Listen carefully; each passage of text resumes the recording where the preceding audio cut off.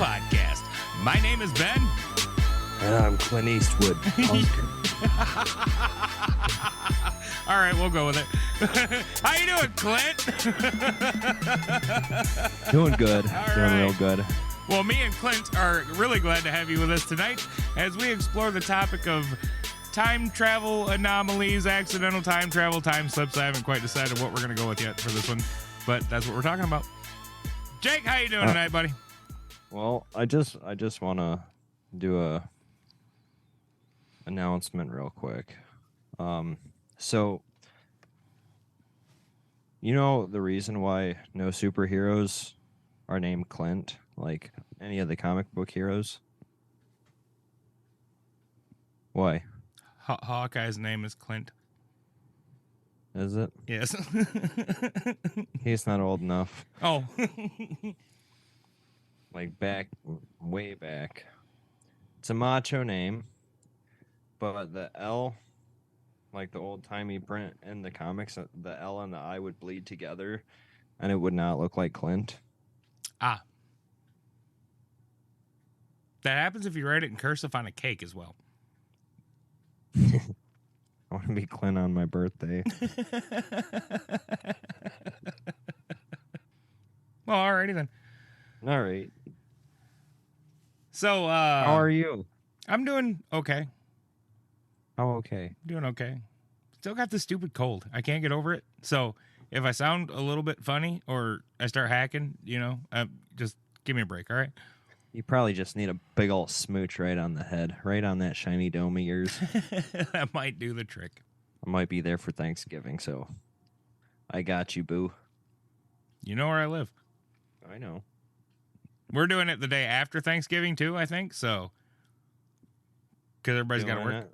So, yeah. Wait, doing what? Making a turkey and shit. You had me excited for a second. You don't like turkey? No. What? Well, turkey's okay. It's just like nobody can make it right because it's drier than shit. No, my fucking turkey. Yeah, that's what everyone says. Bish, I'll see What? you at my house, all right?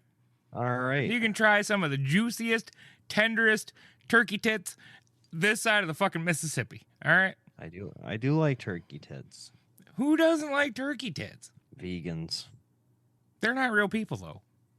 That's true. That is true. All right. Well, now that we've offended a subset of human beings, It's time for the next subset. yeah, time for the next subset. But before we get all timey-wimey, wibbly-wobbly with this fucking show here, we have a new Patreon member to thank. So, Jacob, do the honors. A big thank you to Brie Ordonez. Thank you. I'm really glad you did that because I would have fucked her last name all up. But thank you, Bree. We very much appreciate you supporting the show. We're so gratitudinal right now. Yeah, we'll go with that. We'll pretend that's a word. It is. All right. The more syllables, the better. Well, that's the problem with her last name. It's got more syllables than letters. I don't know how that works.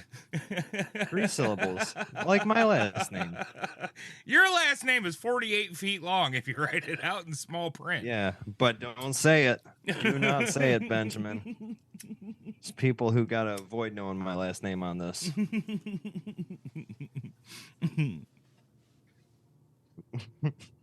I bit my tongue just for you. Anyway. I appreciate it, Ben. So, yeah, Bree, we really do appreciate it, even if I'm making fun of your last name just a little bit because I can't say it. Ben was. I was not. So I guess I'm making fun of me, actually, not even your last name. Yeah. But, yeah, definitely big thanks. Yeah, we do appreciate it. So do I. Now, if you, like Bree, would like to support our show, then go to patreon.com/paranormalpodcast and you'll get some extra content and a shout out on the show and some other stuff. I got stickers. I got to find them. I don't remember what I did with them, but I will get them out to you. Don't worry. And buy us a coffee. Or, yeah, you can buy us coffee. Buy us a coffee. Links on our website. Coffee. Link is also down below in the show description. And if you can't do that, but you still want to support the show, leave us a 5-star rating and review on your podcast player of choice. Or you can do what Dave did and leave us a rating and review on our website. Ooh, ah. Yeah. Ooh. So Dave. here's what Dave had to say. He said, thumbs up. If I had more than 2 thumbs, they would be up too. Great show full of fun paranormal shenanigans. And that was left by Dave on our website, which I kind of forgot was totally a thing. So that was actually left on the 20th of October. I just noticed it the other day.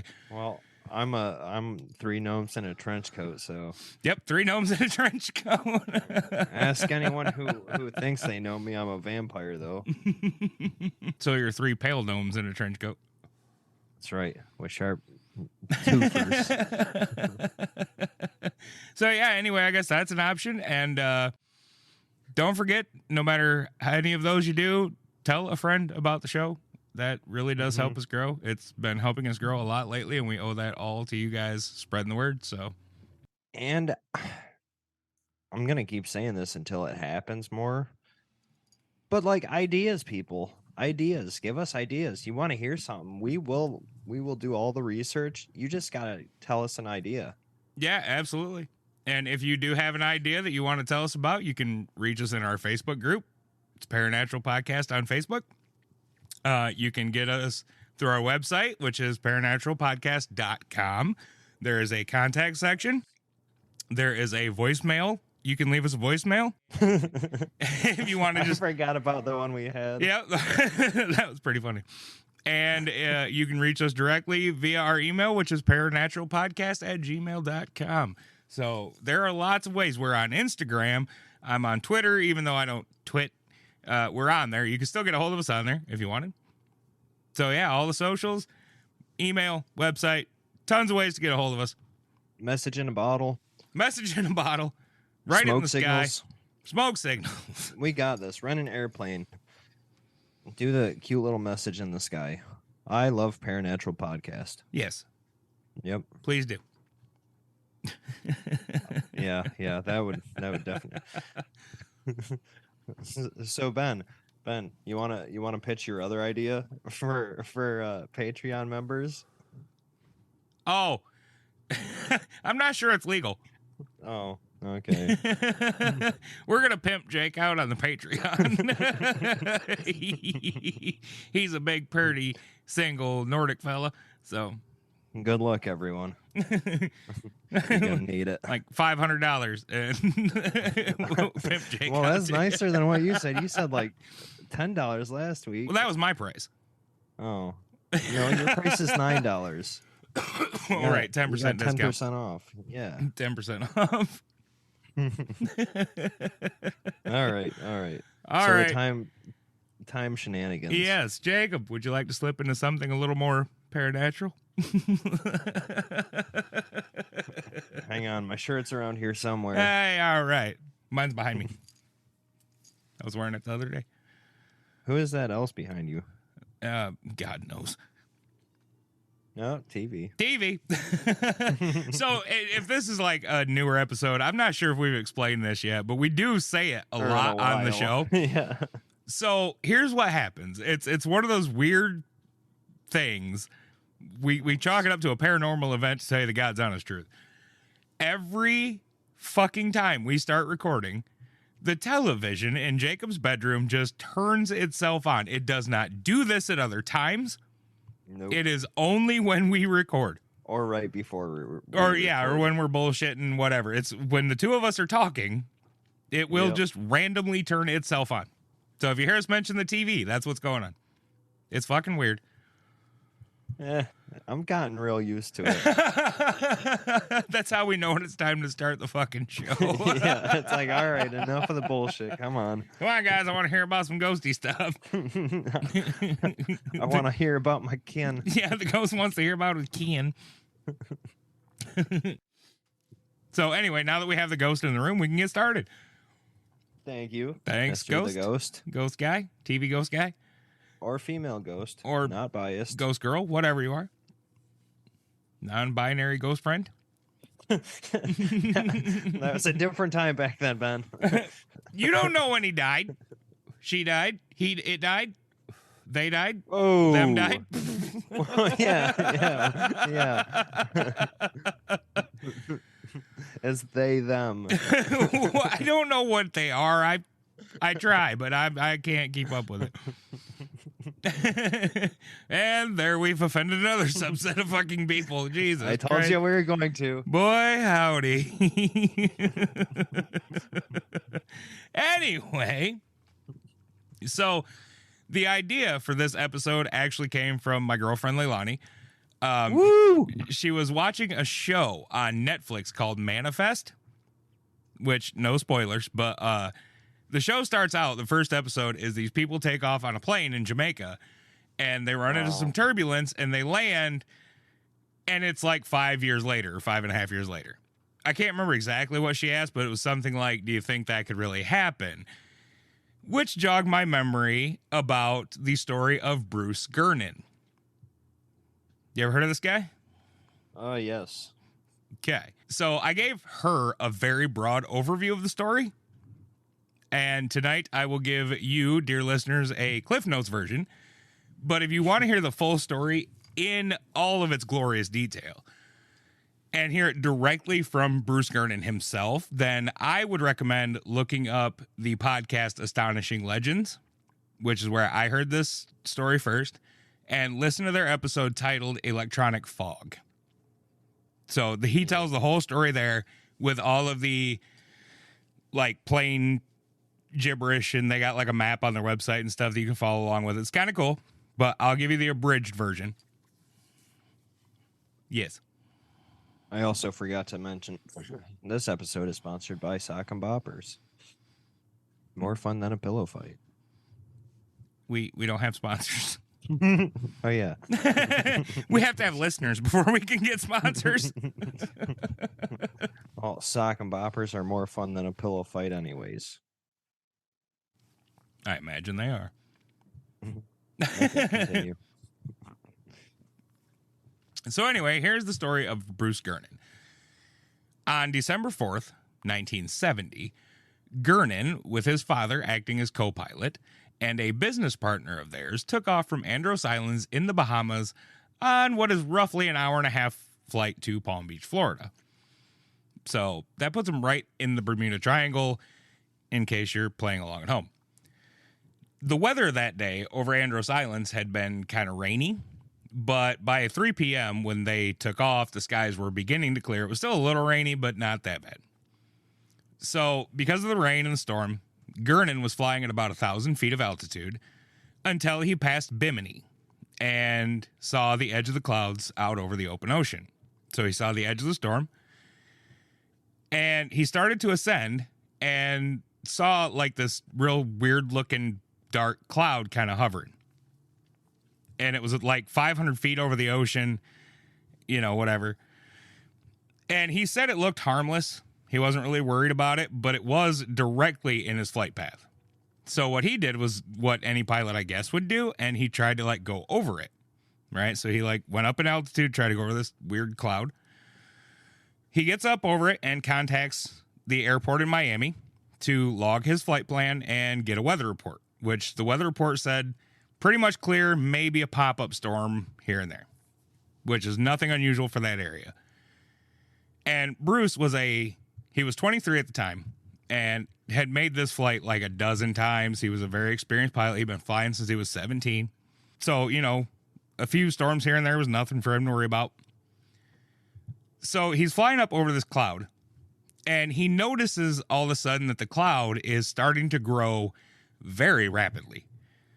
So rapidly, in fact, that it actually started to catch up to and envelop his plane. So he'd like get above it a little bit and it would like come back around the plane, and then he'd get above it and it would catch up to the plane and over and over and over again. So he gets up to about 11,500 feet and breaks into a clear. And he's cruising at about 195 miles an hour, which is top cruising speed for his plane, which was a brand new at the time Beechcraft Bonanza A36. They were made, this was 1970, it was literally a brand new plane. These people had money. I don't know what they did, but they had money. So anyway, he's cruising at that speed for about 10 minutes when he sees what he didn't know at the time. He thought it was just like more clouds, but it was really the other side of the same storm clouds that he just flew over. He said it was really weird because the clouds formed a perfect, like, semicircle, like a curved wall in front of him. And it went from, like, the surface of the ocean up to what he estimates is about 50,000 feet in the air. And a Beechcraft Bonanza will not fly that fucking high in the air. They get to about 15,000, and that's about, you can't stay up there very long either because they don't have oxygen or anything. So you got to come back down. Now, Gernon said he had, like, no choice but to fly into this weird curvy bank of clouds. So he did, and at first it wasn't that bad. It was just like visibility was not that bad. It just wasn't as bad as he thought it was going to be. That is until he started seeing the flashes of lightning. And he said he never saw bolts of lightning, but what he saw were flashes of white light in the clouds that he at the time thought was lightning. And visibility got real shitty. So at that point, Gernon turned to the south, which headed him back into the clearing, into the opening. He gets back into the opening, and he's trying to fly to the end of this storm. Like, he's trying to find the end of it, but he can't because the clouds were, like, donut-shaped. So he was in the center of a circle of these clouds. Now, eventually, he sees a spot where there was, like, a V-shaped opening, and he said it was, like, where the two ends of the storm were meeting.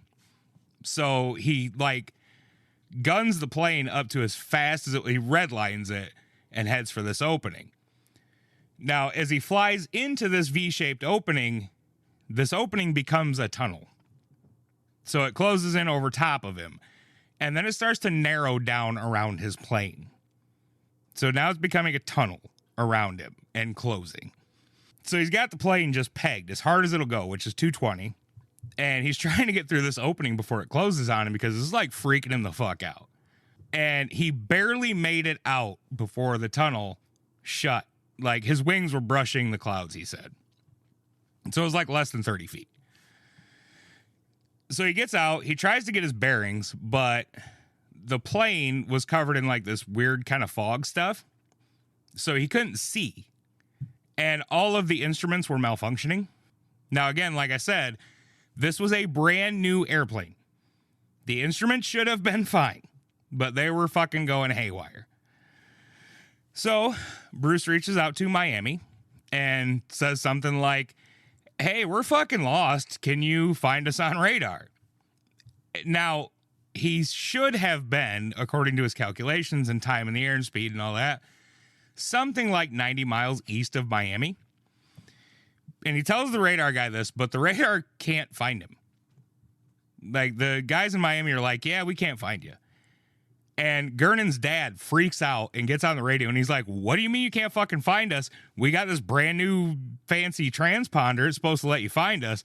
And Gernon kind of takes the thing back away from him. So his dad's freaking the fuck out.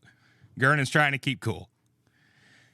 So all that happens, and about 3 minutes later, this weird fog that had been like clinging to his plane begins to fall away. And the radar controller comes back suddenly, and he's like, "Hey, we've got a plane right over Miami Beach." So Gernon checks his watch, and he's like, "No, that's not possible. We can't be over Miami Beach. At most, we're 80 miles or so from Miami Beach." But the last of the fog falls away from the plane, and he sees that he is indeed directly the fuck over Miami Beach. So he's like, "Yep, okay, yep, that's us. Okay, I don't know how it happened, but that's us." So he continues on to Palm Beach and lands at 3:48 p.m. So he took off at 3, he lands at 3:48. This shit is on record, it's logged at the airports. And that is at least a half an hour earlier than he should have been. Even if he had not zigzagged in the main storm and then had to dodge a couple storms over the Everglades and shit, which he said he did, he should have been an hour and a half flying. He was not. He was 48 minutes in the air. When he checked his fuel just to kind of put some icing on this thing, he had not used nearly as much as he should have. So that is the abridged version of Bruce Gernon's story. Doctor Strange was in the sky that night. Yeah, that story always weirded me out. You know, so I'll be honest with everybody. Like, that story is both kind of the tamest story on our list, but it's also the most well documented and still impossible. That flight in a Beechcraft Bonanza A36, that flight is impossible to make in that amount of time. But he did it, and there's records that show that he did. Yeah, and normally, what I like about this story is normally with the, like, time skips and, like, time travel, that kind of stuff, ordinarily, it's, like, losing time. Like, time passes more. Right. See, now, I did not include any of those instances in this show. I categorize those as missing time, which is something completely different. You're a towel. Missing time is more greatly associated with alien abduction than what we're talking about today. You're a towel. I have a towel. Yeah, I bet you do. It's over there. Towel. I dry off with it after I bathe. Hear that, everyone? Benjamin bathes. I like to be clean.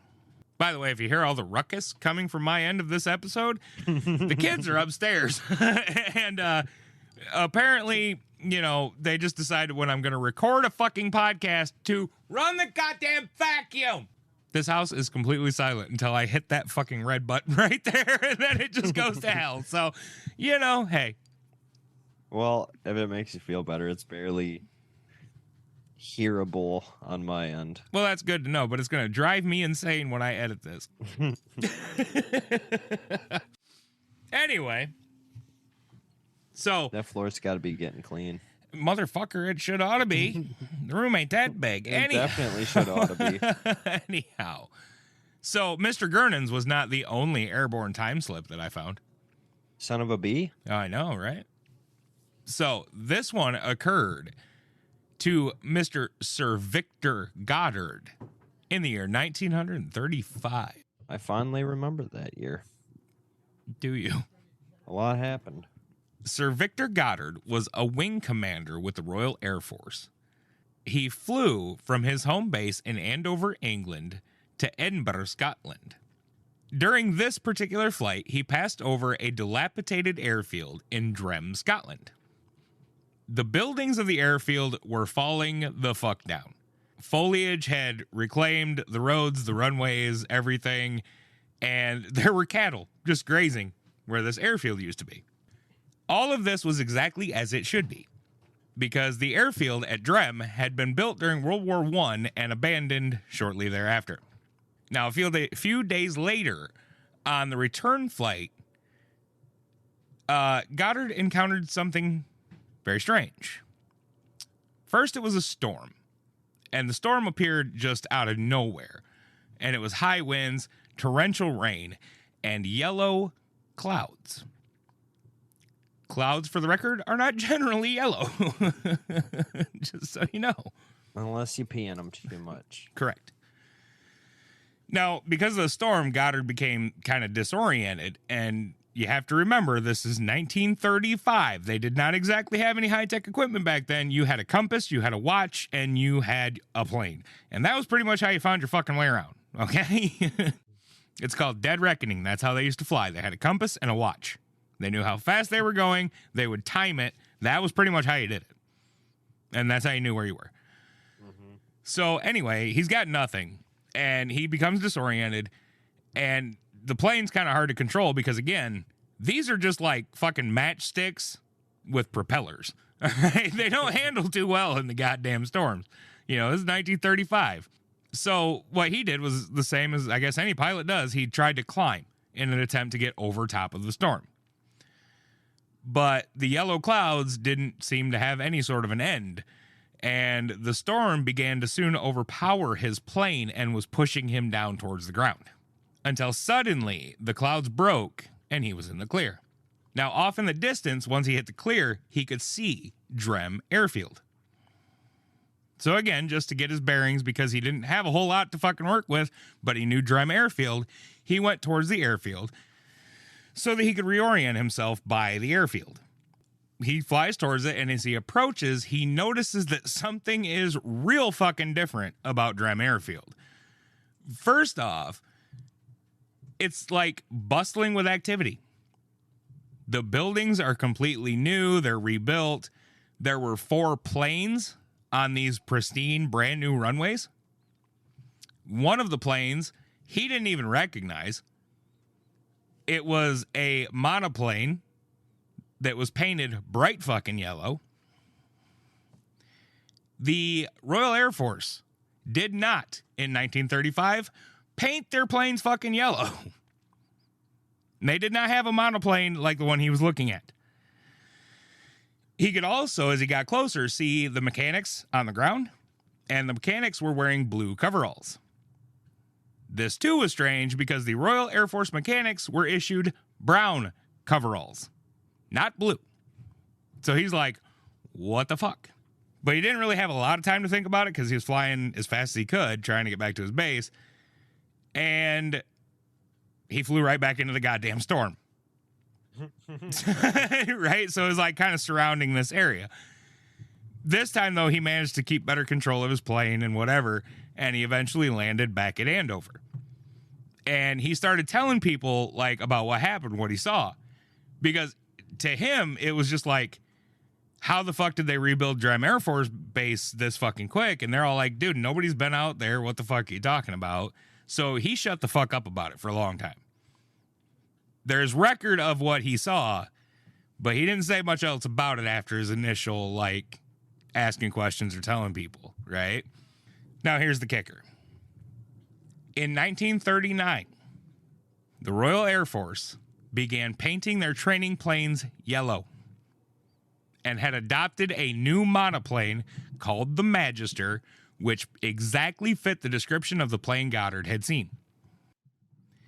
The mechanics' coveralls had, by 1939, been changed from brown to blue. And Drem Air Force Base in 1939 was rebuilt and reclaimed because of the stirrings of what would become World War II. 5 years. 4. 5. He went 4 years into the future. 4 or 5. Yeah, he saw 4 or 5 years into the future while flying over Drem Airfield. That's fucking wild. You know, it just makes you wonder, like, since you're going into a time that's not yours yet, do you think future you would be there? Or do you think it's just like you and the plane? That's a good question. As far as I know, Sir Victor Goddard never really visited Drem Airfield. Right. So I don't think he would have been there. Right. But if this were to happen in different circumstances, that's a good question. But, like, yeah, hypothetical, like, yeah, makes you wonder. Dude, what if you got, like, okay, let's put yourself into Sir Victor Goddard's shoes, okay? So I'm in Sir Goddard's shoes. He you better get have size relocated. 15. You get relocated to Drem Airfield in 1939.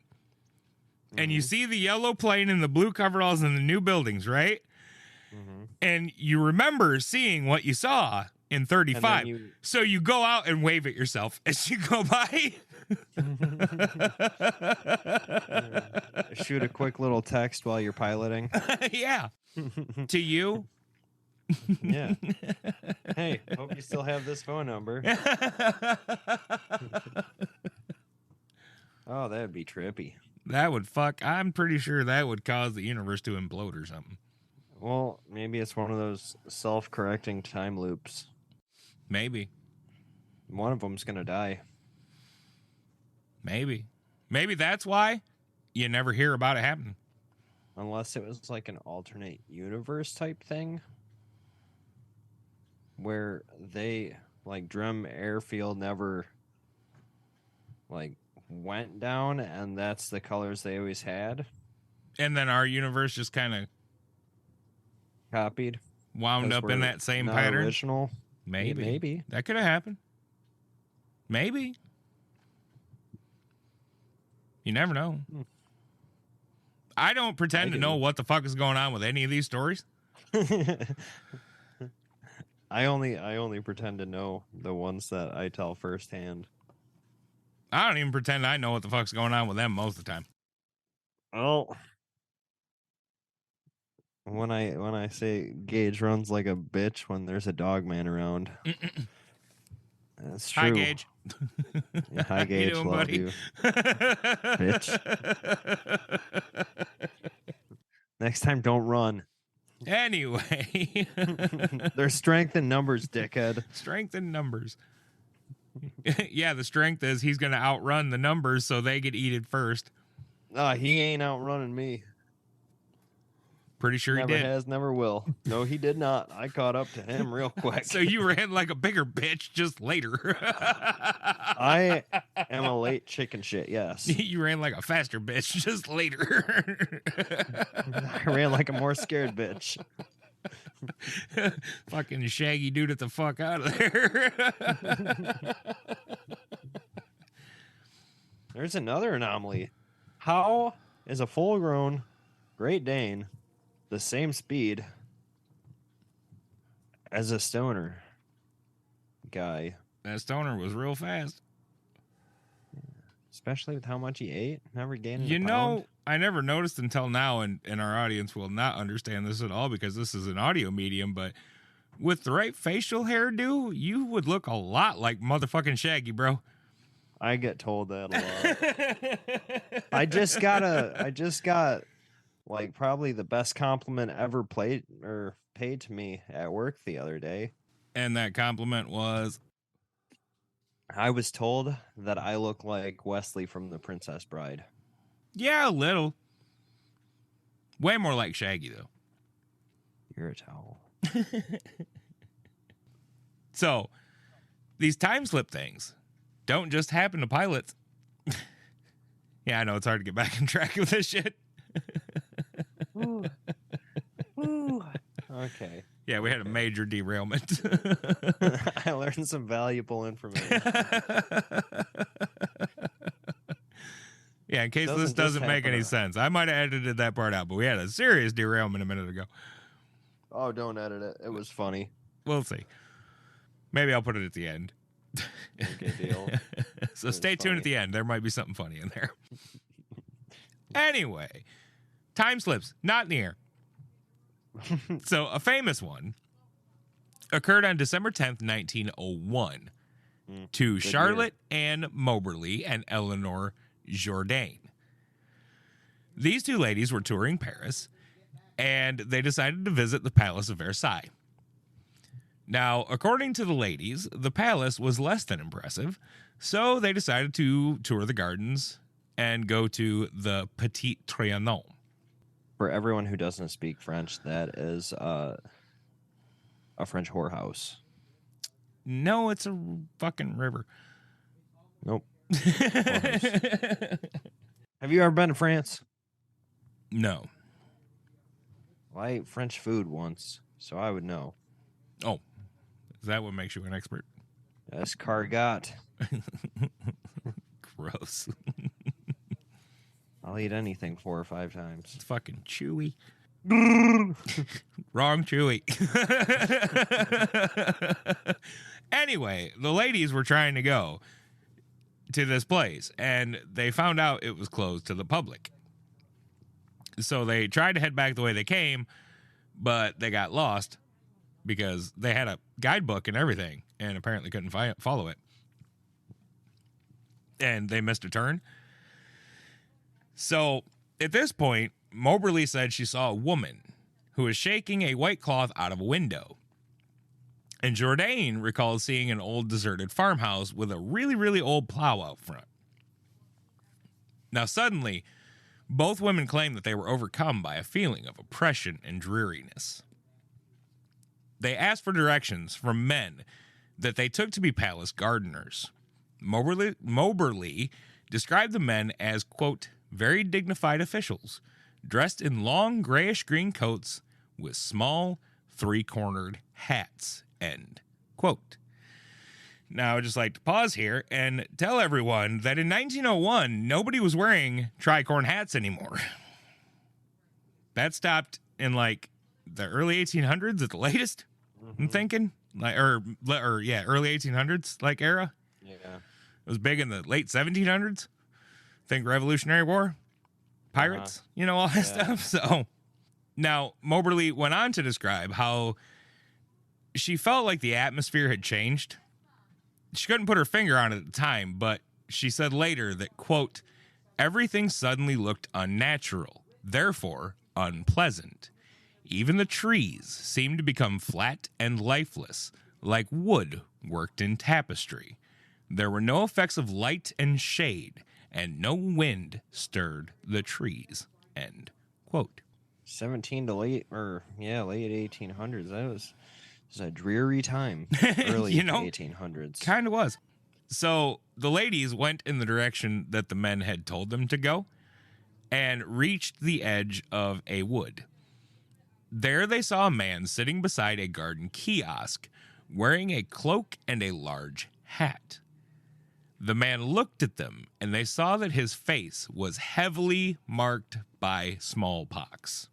They actually said a lot of really mean things about this poor guy, like that he was repulsive and all that stuff. But I guess that's been a judgy thing for a long time, huh? Yeah. Oh, you want me to say motherfucker to you? Ladies, that's a motherfucker thing to say. Yeah, assholes. So as they're staring at this repulsive guy because they're dicks, like, you can't help these guys smallpox, for fuck's sake. Anyway. A side note real quick. Yes. This has to do with the podcast, but not the episode.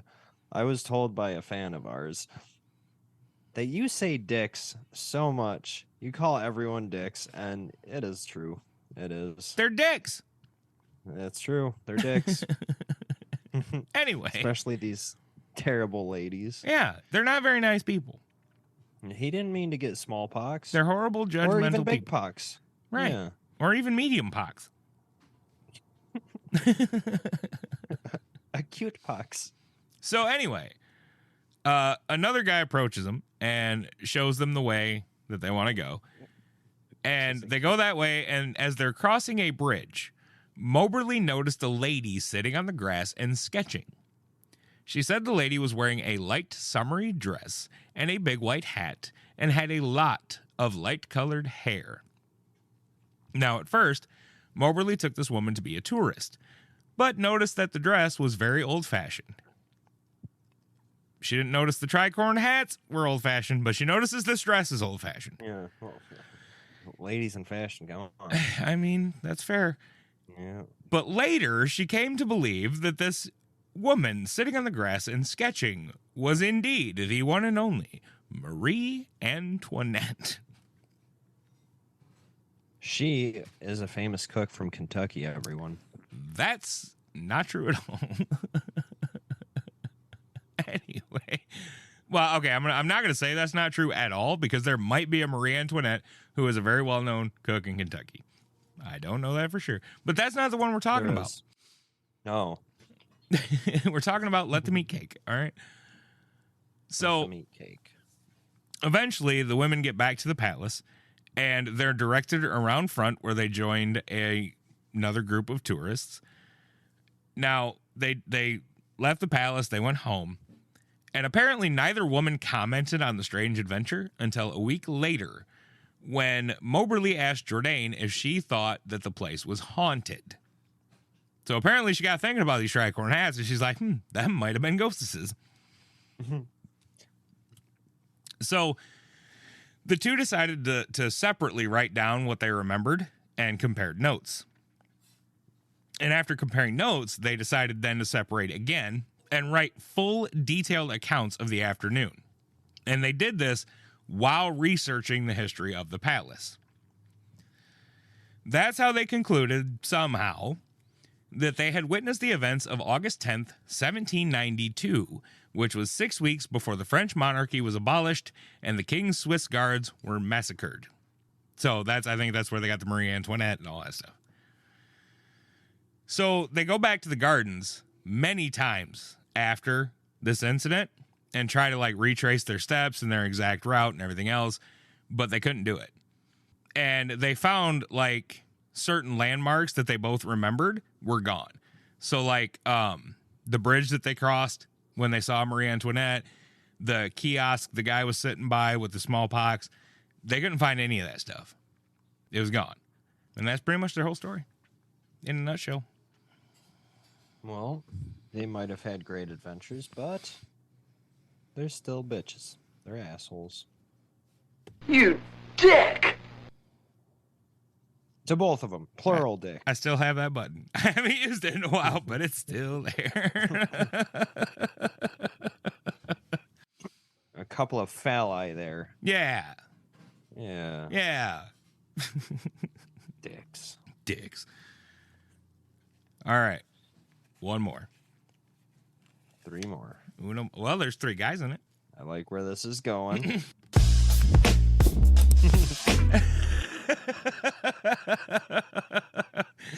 Yes, if you're laughing at that, you're still going to hell. Anyway, wash your hands. I already got a parking spot down there.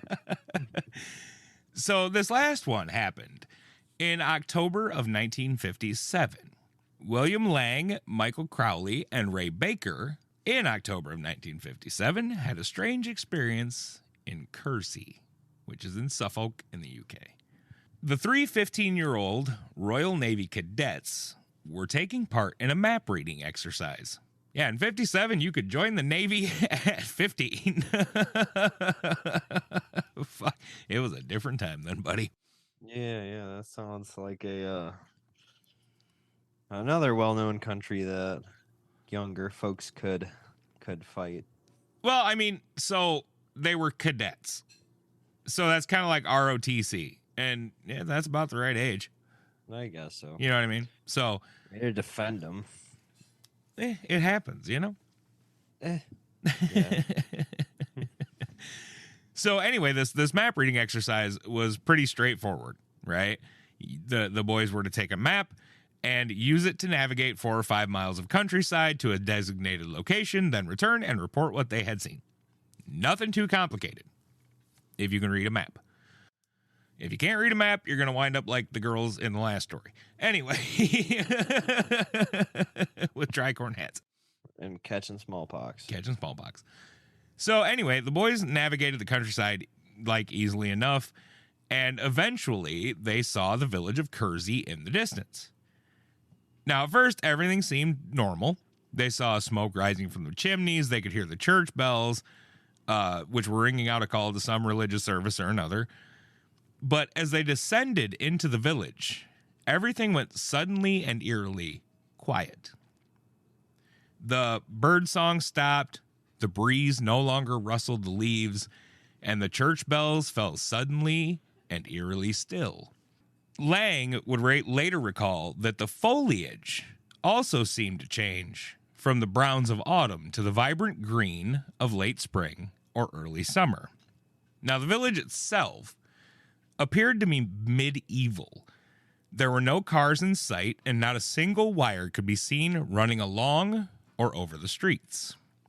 The houses all appeared to be hand-built, timber-framed, and thatch-roofed, with the most modern thing about them being their glass windows. So, yeah, they walked into like this village, and it looked real fucking old. No cars, no electricity, no nothing. Just hand-built houses. The church tower, which they had definitely seen from a distance, and which is, to this day, a hallmark of the village of Kersey, was no longer visible. So they kind of wandered around in these empty, deserted streets. There's no people around, no nothing, and they're looking for signs of life. But they found nothing. The only living thing they saw were a handful of ducks, which were splashing in a nearby stream, but they were splashing without making noise. Sound didn't exist until 1936. I guess. It was also black and white, too. Sepia toned. So anyway, as they're wandering these streets looking for somebody or see what the fuck is going on around here, they come across this building that looked to be a butcher shop. And they kind of like peeked in through like the windows, which were really fucking dirty. And inside they saw no counters, no tables, no nothing, except for 2 skinned oxen carcasses, which were hanging from the ceiling. And these were beginning to turn green with rot.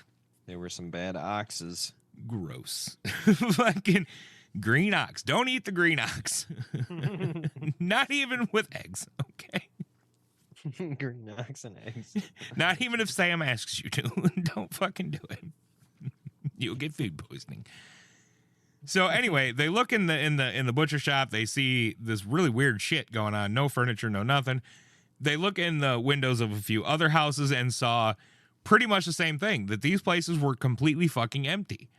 No furniture, no food, no nothing. Just empty rooms and dust. So, of course, they're kind of freaked out by all this.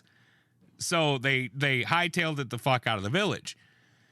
Once they got outside of the village proper, everything snapped back to normal. So once again, they could hear the church bells. When they turned around, they saw smoke coming from the chimneys again. You know, everything went right back to normal. And apparently these guys did that thing where you look at each other and agree to do something without talking about it. And they took the fuck off running. And they ran, Lang said, for a few hundred yards, just trying to shake off the creepy fucking feeling. So, there you go. Those are the 3 or 4, how many ever stories of time slips that I picked out for this episode. There are a ton more on the internet, along with like pictures of people in like 1932 talking on a cell phone and the hipster guy at the fucking rally and whatever. All that's out there, so I encourage you look into it and figure out for yourself what you think is going on. I just think these are some really weird fucking stories, and they're really interesting. Okay. Now, what do you think is happening? Say these are true. What do you think is happening? That's kind of hard to say because they're so... It is. All 4 are different in their own way. Mm-hmm. So, like, Bruce Gernon's story... I think he went through essentially a wormhole, which for whatever reason just popped him from here to here. Yeah. You know, like from point A to point B, wormhole style, right? Yeah. Sir Goddard's story very obviously was a flash either to the future or, like you said, into an alternate dimension. That was maybe just ahead in time of ours or, you know, something like that, right? The lady's story, I'm not sure I believe it all. To tell you the truth, I'm really not. I would believe it a lot more if they hadn't done the whole, like, if A, they had ever noticed that the tricorn hat guys were walking around and not dressed in fucking normal clothes for 1901. Yeah. And B, if they hadn't done the whole, like, we saw Marie Antoinette and blah, blah, blah, blah, blah. Now, so, go ahead. Sorry. One thing that I'm defending these complete assholes. Male style has not changed for shit in a long time. Like, the hats, yeah. But, like, decent looking guys look nowadays. We wear suits, tuxes, whatever. Go back a long time. Suits and tuxes. Or a little bit fancier. We've always worn long coats if we're rich or higher in like status, wealth, so on and so forth. Male style has not changed an awful lot. So, How dare you? I understand what you're saying because, okay, so formal attire from like the 1920s until now is very, very similar. You can wear the same style suit today as a businessman in the 20s would have, and you will not look out of place. I'm with you 100%. Good. But there has been huge jumps in style. So from like, you're talking 100 years. I am. So walking around attire is a lot different now than it was in the 20s. In the 20s, a suit was walking around attire. I would still walk in a suit. Today, it's jeans and a t-shirt. Take that, go back another 100 years. Okay, so from 1920 to 1820, style has changed significantly. Nah. Yeah. Even suits have changed in that amount of time. Look, guys have always covered up their wing wang, and that's that. Yes, but with what? Yep. Because denim didn't exist in 1820. They just haven't found the denim plants yet. So Denim trees. all I'm saying is, if I saw guys walking around looking like fucking Jack Sparrow in their tricorn hats, I'm going to be like, did I stumble into a Renaissance fair or did I go back in time? I'm not just going to ignore it. The only fashion that they know. And the dude was wearing a cloak. The one dude was wearing a cloak. The smallpox guy was wearing a cloak. Like an invisibility cloak, or? No, it was visible. Oh. Otherwise, they wouldn't have seen his smallpox. Yeah, it wouldn't have said how hideous he is. Nobody was wearing cloaks in 1901. I'd wear a cloak. So would I. I think we need to bring that fashion back. Let's do it. They're just so dramatic. And walk around in suits. Suits and cloaks. Suits and cloaks. That's what we're doing, Ben. Looking like Interview with a Vampire, for fuck's sake. Wool cloaks. Yeah, they're probably warm. Probably very warm. I dig warm. But anyway. I'm a frozen SOB. So, it's getting real cold here, too. Goddamn. It's like 30 outside. Anyway. So, I think the lady's story is a little bit picious, if you will. Far-fetched. It's very picious. I'm very picious of it. Thank you. Thank you. And the cadet story, that one I'm not so suspicious of. Not so picious. But I'm not sure what happened. Like, you can't say, okay, so let's assume that the lady's story is true. They stepped through some sort of time hole into the past, right? But they were there. They were really there. Like, people spoke to them and they saw people and whatever, right? These boys stepped into something where there was like no life except some silent ducks over in the corner. And yet, here's the part that I didn't add in that story. The house that they said was a butcher shop in 1957 was a house. People lived there. But after hearing the story, people did research and went back in time. That house indeed did serve as a butcher shop in the 1300s. 1300s? Yes. Shit. So the village of Kersey itself was established in 900 AD. It is a very old fucking village. It very much did exist in medieval times. But the fact they couldn't see the church and then the butcher shop thing, that puts it at that helped people who looked into this pick a time period. And that's what they think. But where were the people? That's the weird part that says they didn't just step back in time. Something else happened. You said this was in the UK? Yes. Abandoned town with rotting everything. Rotting meat. I'm gonna regret asking this. Yes. When was the plague? That's a good question. And that was also brought up. Kersey was not abandoned during the plague. Everybody in that village did not die during the plague. Because that was something researchers looked into too. So that's a great question. They looked into it. It was never fully abandoned like that. It was always a fairly well-to-do, popular village. Yeah, so that's weird. Where are the people in their story? Yeah. I mean, there had to have been... But there wasn't even, like, furniture. Well, for hides to turn green, you're either getting, like, super moldy or absolute rot, which takes a long time, especially if they're skinned. Yeah, it can take a while. Yeah. That's... Like, I would guess a couple weeks at least. Mm-hmm. What month did you say? October? So it was October when they went on their map reading mission. But when they stepped into the village, Lang said that everything became green again, more like early summer, late fall, or late spring. Yeah, that's weird. That's really weird. Yeah, that doesn't feel like a normal, like, we walk back in time thing, and yet it feels like a we walk back in time thing, just not like I don't know, it's weird. Alternate reality where people all died from the plague there, maybe. It's like the Langoliers. It's a good band. It's a movie / book. Oh, Well, it's the a book Lumineers. No, that's a wild story. It is a wild story, and I have no idea what to think about it. I believe it. 1300s. That's too wild of a story to make up.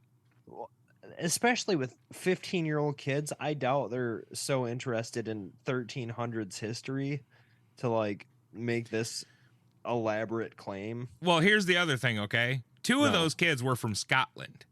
Scotland. Which is, I mean, by United States standards, Scotland and Suffolk are close to each other. But by UK standards, they're not. Right. So those two definitely had never been to Kersey before. The other kid was from fucking London or something, which is also, he had never been there as well. So it's also part of why they sent those three to that spot, because they were from so far away that they knew they couldn't come back and make up that they had been there. So they never seen the place before. They didn't even know where they were going. On the map, it wasn't marked. It was just like go this way, go to this X spot right here. Tell us what you saw. That's crazy. So no, I don't think they could have made this up, and they described enough of the village that even though they were telling their superiors or whoever sent them on this thing that like this was really weird and we didn't see any people and everything was quiet and blah blah blah blah blah, they described enough of the village that the people that sent them, who had been to Kersey a lot, went, "Yep, you went to Kersey." Because some of the medieval architecture in Kersey still stands to this day. Wow. That's insane. It's a crazy fucking story, isn't it? Yeah. I'm like, it's these stories that make this podcast worth it. Every story makes this podcast worth it. I don't know. I still regret doing that one insane asylum in Maryland. That one was so bad. That one was a bit fucked. Yeah. It wasn't even like, I'm surprised it's not super haunted with like violent ghosts. The mistreatment. I mean, who could like stand the vibe of that place long enough to know? Yeah. So, yeah. That was That's a real fucking head scratcher, isn't it? Yeah. 3 of the 4 to me are real fucking head scratchers. Yeah. Well, with that much detail, like. Oh, yeah, and I'm giving the abridged version of things. There's so much more if you look it up yourself. Yeah, I'm gonna have to. That's. Like. I was thinking, the 5 years into the future was weird, but that. Yeah, going back like 600 years. 600 years maybe in the past with nobody around. Who the fuck knows? Yeah. Just like rotting meat and that's it. The other part that throws me, ducks. The other part that throws me is no fucking furniture in any of the houses. And apparently no sound. No sound. Yeah, it's weird, isn't it? That's.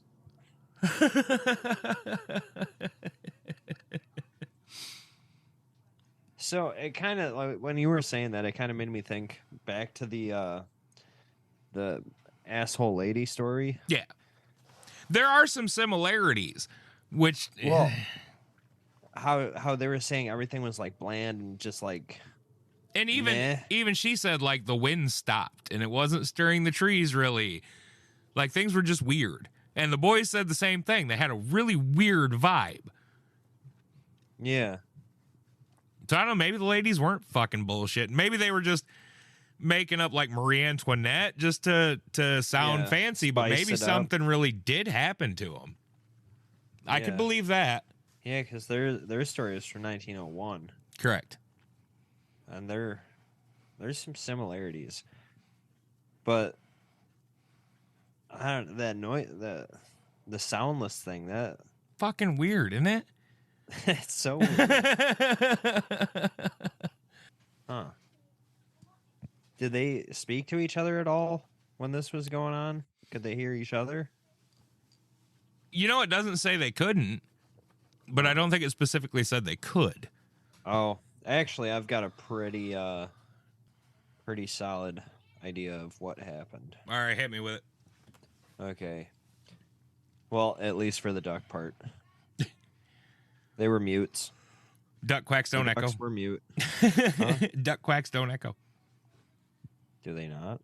I don't know. It's a fucking Mythbusters did a show on that, actually. Yeah, I'm and I taking don't a duck into a cave, and I'm gonna find out. take a duck in the cave, kick him in the nuts. We do not condone kicking ducks in the nuts. This is a parody podcast. We are just kidding. Yeah. Plus, they have corkscrew wieners to defend their taters. That is absolutely true. Ducks Yeah. do have corkscrew wee-wees. Yeah. Okay. Yeah. I'm gonna have to look that up. Yeah, look it up. And I will. listeners, you look it up as well. And let us know what you guys think. Get in the Facebook group, or like I said, email, website, any of your socials. Let us know what you guys think. Numbers, What? social security numbers. Yeah, you don't want mine. Mine's 6. I'm old. I remembered all these stories.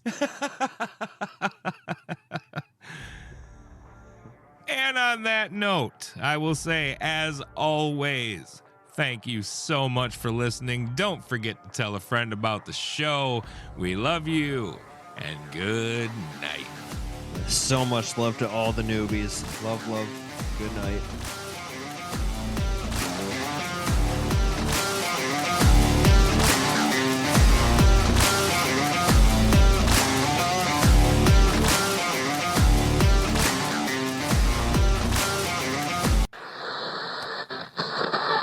Yes, dear. Hey, babe. Did you hear a lot of noise up there? Yeah, I told my audience already.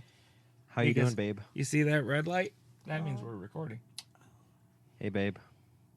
Yeah, well, sorry. It's nice to see you, babe. So, Continue. okay. How have you been, babe? Bye, babe. Jake says hi. He loves you. No, he has a new Latina Babe. lover to love. He said babe a whole lot of times. Tell him he has a new Latina lover to love now, and I'm heartbroken because I thought I was the only Latina in his life. His stepmom's Mexican too. That's a different kind of love. Okay? You let her know I didn't know that love was available between the three of us. Well, you should have. We share an awful lot, Benjamin. I guess. Now I know we can share everything. Good thing we're friends, bud. Shit.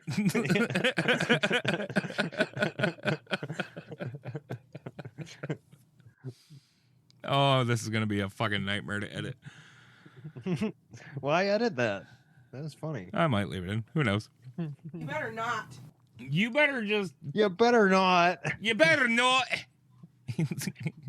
I'll kill you both. Can I do my episode now? Fuck. No balls. No balls. We're leaving it in. You're all meat, no taters. Are you still in here? She's not still in here. Anyway. God damn.